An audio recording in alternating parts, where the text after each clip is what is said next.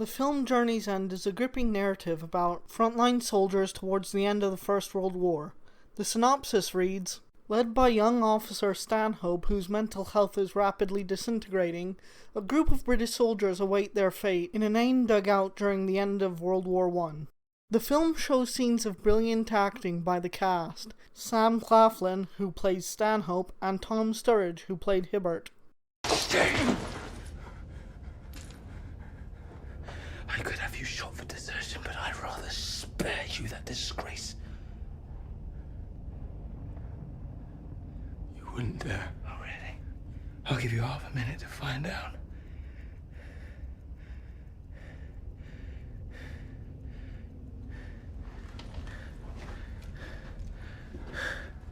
"20 seconds. 10.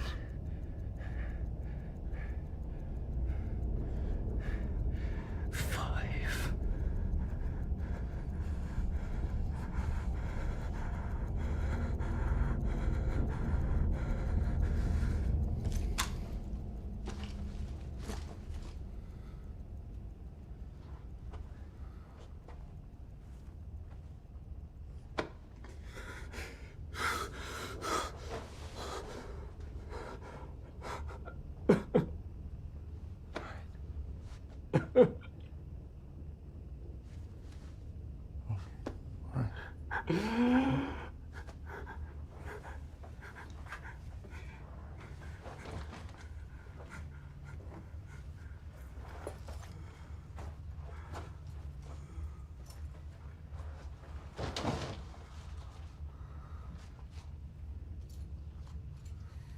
I am never going up those steps.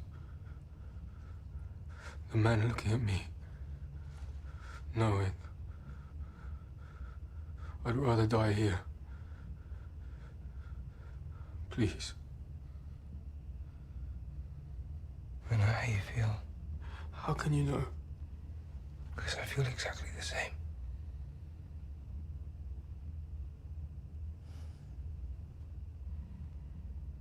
Every little noise up there makes me feel sick. I loathe it. Sometimes I wish I could just get into bed and pretend I'm paralyzed. Just lie there until I die. What does it matter? They've sent us here to die. I suppose you are knocked out. You won't have to bear this hell anymore.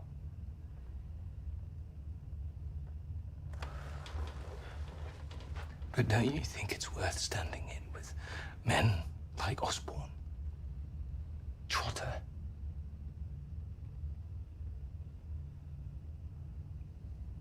They all feel like we do. They do. But they stick at it. That's the only thing a decent man can do. Hibbert's unwillingness to go on with the war and go up the steps to the trench has Stanhope intimidating him to get up, but it doesn't work as Hibbert sees it as a mercy. Hibbert calls his bluff and Stanhope puts the gun down. He then convinces Hibbert that he, as well as other members of the company, feel the exact same way he does, which gives Hibbert the small push forward he needs to ascend the steps to the war. This scene proves that men were broken by the war, psychologically and sometimes physically, which brings me back to Eric Maria Remarque, author of All Quiet on the Western Front, as I detailed in the last essay.